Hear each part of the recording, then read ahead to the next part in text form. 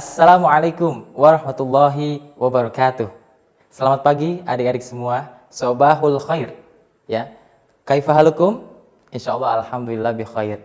Nah, hari ini ya, saya Pak Asfia akan memberikan pelajaran pendidikan agama Islam dan budi pekerti kelas 6. Nah, baiklah, sebelum kita mulai pembelajaran pendidikan agama Islam, mari kita berdoa sebelum belajar.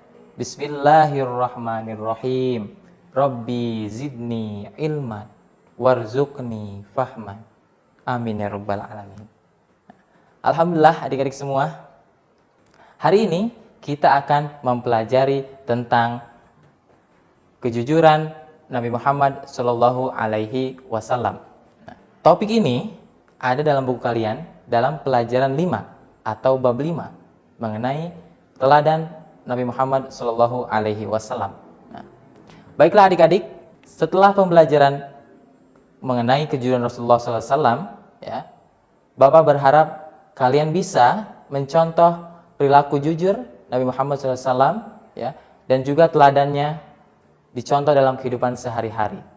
Baiklah, kita mulai pembahasan mengenai kejujuran Nabi Muhammad Shallallahu Alaihi Wasallam. Kita ketahui bahwa Nabi Muhammad sejak kecilnya dia adalah seorang yatim. Ayahnya meninggal ketika usianya masih dalam kandungan dari ibunya, yaitu Siti Aminah. Dan juga ketika beliau telah lahir, kemudian usia balita, masih anak-anak sekali, pada usia 6 tahun ibunya meninggal dunia. Akhirnya Nabi Muhammad di usia 6 tahun sudah menjadi anak yatim dan piatu. Kemudian beranjak remaja, ya, beliau Rasulullah SAW dititipkan ke pamannya, yaitu Abu Thalib, yang mengasuh Nabi Muhammad SAW. Nah, di sini pada usia yang remaja, ya, beliau diberikan amanah, diminta oleh pamannya yaitu Abu Thalib untuk apa? Untuk membawa barang dagangan dari Siti Khadijah binti Khuwailid. Nah, Siti Khadijah ini dikenal sebagai seorang wanita yang sangat kaya di daerah Arab atau Mekah waktu itu. Nabi Muhammad diberi amanah untuk membawa barang dagangan Siti Khadijah beserta pamannya ke negeri Syam.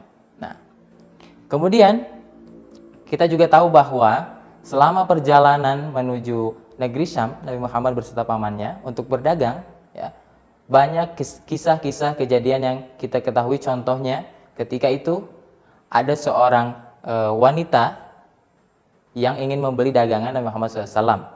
Nah, tapi wanita itu berpikir bahwa apakah pedagang ini jujur atau tidak. Nah, beliau bertanya kepada Nabi Muhammad, seorang ibu yang membeli dagangannya ini, "Wahai anak remaja, apakah buah ini segar?"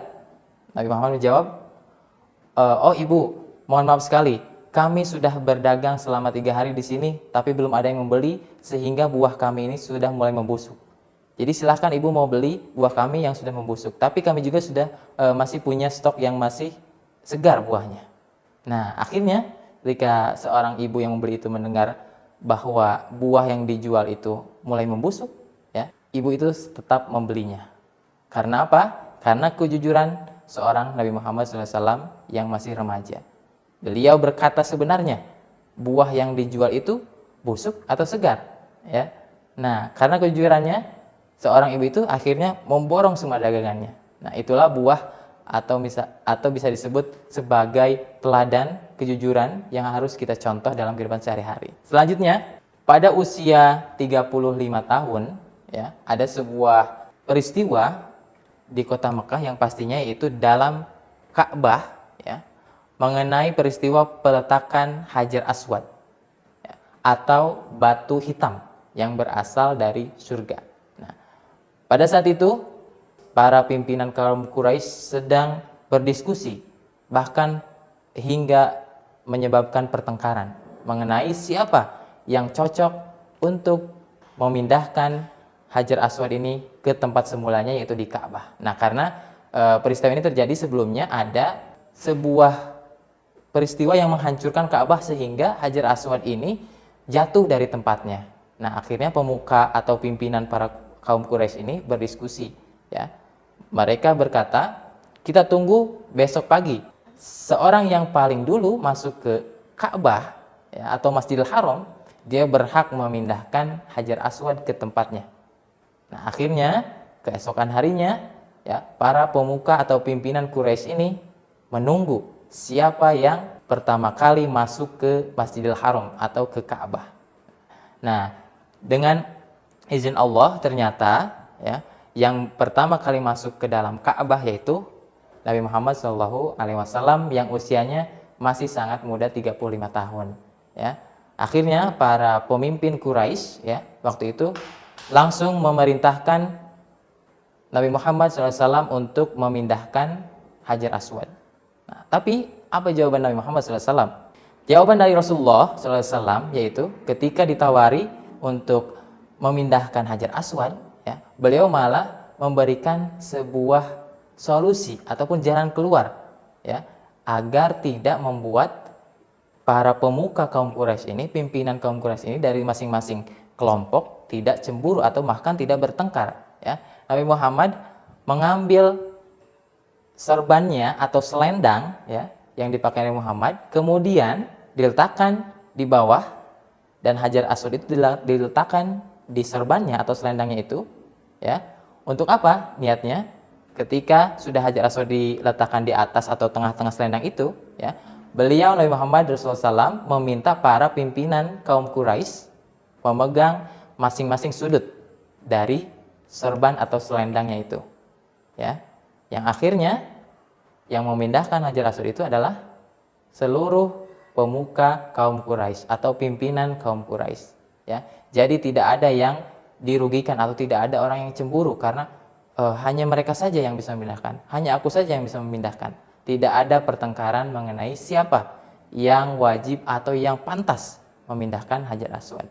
Nah, dari sinilah orang-orang ke kota Mekah, khususnya kaum Quraisy, ya, melihat betapa perangai Nabi Muhammad SAW mencontohkan atau menunjukkan ya, sikap perilaku yang baik, santun berbicaranya, kemudian sopan, ya, perkataannya selalu benar atau jujur.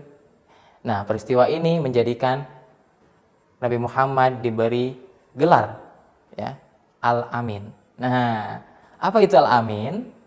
Ya, kalian harus mengerti mengenai gelar Al-Amin untuk Nabi Muhammad SAW.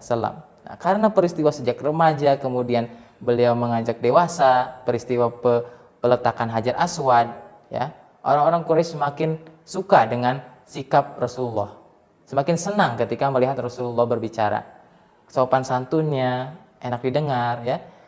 Dengan itulah, ya, sejak saat itu semua peristiwa itu terjadi, ya, Nabi Muhammad dikenal oleh orang-orang kota Makkah, orang-orang Quraisy, ya, sebagai orang yang dipercaya atau disebut Al-Amin. Para sahabat dan pengikutnya, pengikut Nabi Muhammad SAW, ya, sangat menghormati dan mencintai Rasulullah, ya. Karena apa? Ya tadi, perilaku jujur yang harus dicontoh sejak kecil, ya. Karena apa? Kejujuran akan mengarahkan kita kepada kebaikan, ya. Sebaliknya, kebohongan mengarahkan kita kepada keburukan, ya. Jadi, ingat, jadilah anak muslim yang berperilaku terpuji. Contohnya Nabi Muhammad SAW, ya, perilaku jujur sejak kecil, beliau berdagang, belajar berdagang, ya. Kemudian peletakan Hajar Aswad, ya, bagaimana beliau memecahkan suatu solusi, ya, untuk para pemuka kaum Quraisy. Nah, itulah peristiwa yang terjadi ketika Nabi Muhammad SAW sejak remaja, kemudian dewasa, dan akhirnya menjadi Rasulullah SAW pada usia 40 tahun. Nah, setelah kita mengetahui kisah-kisah Nabi Muhammad SAW sejak kecil, ya, dan contoh-contoh perilakunya, kejujurannya harus dicontoh, ya. Tugas kalian apa sekarang? Ya, yaitu mengimplementasikan atau menerapkan dalam kehidupan sehari-hari, ya, contoh jujur dalam kehidupan sehari-hari. Nah, kita lihat di sini contohnya, ya, bisa kalian terapkan ketika jujur kepada kedua orang tua. Tentu itu penting, ya. Contoh nih, orang tua meminta kalian, kakak atau adik, Ibu minta tolong beliin sabun dong ke warung, ya. Nah, jawaban kalian apa? Ya, oke Bu, aku mau beli ke warung. Dikasih uang misalkan 20.000. Setelah sampai warung, nah harga sabun itu cuma 5.000, berarti kembaliannya 15.000. Nah, kembalilah kalian ke rumah, ke ibu. Ibu, ini aku udah beli. Nah, apakah kalian harus mengembalikan uang yang tadi berikan 15.000 atau disimpan aja uangnya buat kita jajan juga? Nah, coba kalian pilih mengembalikan uang dan bilang ke ibu, Bu, ini harga sabun 5.000, kembalian 15.000, atau kalian mengaku, Bu, harganya 20.000 sabunnya. Nah, ya. Tentunya kalau kalian mencontoh perilaku Nabi, kejujuran Nabi, kalian akan berkata yang sebenarnya. Ya, contoh kedua, ya, misalkan mengerjakan PR, ya. Guru minta mengerjakan PR di rumah, kerjakan sendiri. Nah, ketika guru sudah bertanya, ya, siapa yang mengerjakan PR sendiri? Angkat tangan, ya, angkat tangan, ya, karena memang dengan sendiri pengerjakannya. Tapi jangan juga malu kalau misalkan, Ibu atau Pak, aku dibantu orang tua, berkata yang sebenarnya. Insya Allah, ibu dan bapak guru tidak akan marah, ya, karena kalian telah berkata jujur. Nah, selanjutnya, kenapa sih kita harus berkata jujur? Ya, seperti Rasulullah SAW. Ya, selain Rasulullah adalah contoh teladan yang sangat baik, ya, bagi seluruh manusia, ternyata manfaat berkata jujur adalah apa? Pertama, pasti mendapat pahala dari Allah Subhanahu wa Ta'ala. Kemudian dipercaya oleh orang lain, oleh orang tua kita, teman-teman kita. Semua orang percaya akan dengan kebaikan kita. Bahkan semua orang akan suka dengan kita karena kita berkata jujur, perilakunya jujur, tidak pernah berbohong, berbuat jahat, ya. Manfaatnya sangat banyak. Kemudian, ya, kalau misalkan kalian satu kali, ya, ketahuan bohong, ya, apa akibatnya? Orang-orang di sekitar kita, ya, tidak akan lagi percaya sama kita, bahkan tidak suka, ya. Allah dan malaikat pun mencatat sebagai dosa, ya. Oleh karena itu, kalian harus terus berusaha untuk mencontoh perilaku Nabi dengan berkata yang jujur, berperilaku yang jujur, berkata yang sebenarnya. Nah, itulah pembahasan mengenai kejujuran Rasulullah SAW, ya.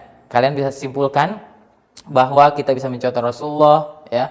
Kemudian teladannya seperti apa dari kisah-kisahnya kita contoh dalam kehidupan sehari-hari, ya. Kemudian kita akan bisa mendapatkan manfaat, ya. Nah, tinggal kita sekarang, ya, Bapak akan memberikan tugas untuk kalian semua dikerjakan di rumah masing-masing, ya. Kalian bisa lihat tugasnya, ada sebuah kisah, ya, yaitu mengenai gadis penjual susu, ya. Kalian bisa baca cerita ini baik-baik, ya.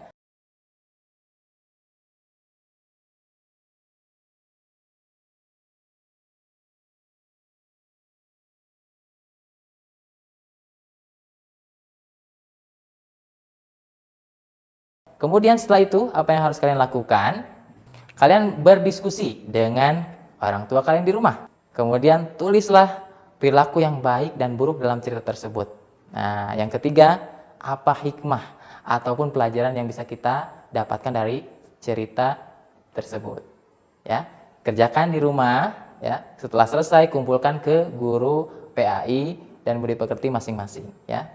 Mungkin itu saja dari Pak Asfia. Terima kasih banyak telah memperhatikan video pembelajaran ini, ya, dengan seksama. Mudah-mudahan ada manfaatnya. Wal afu minkum. Assalamualaikum warahmatullahi wabarakatuh.